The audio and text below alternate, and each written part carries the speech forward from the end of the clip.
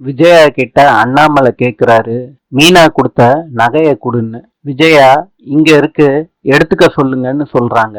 மீனா அந்த நகைய பாக்குறாங்க. இங்க ரெண்டு பேரும் கிளம்புங்க, வர்றோம் மாமா.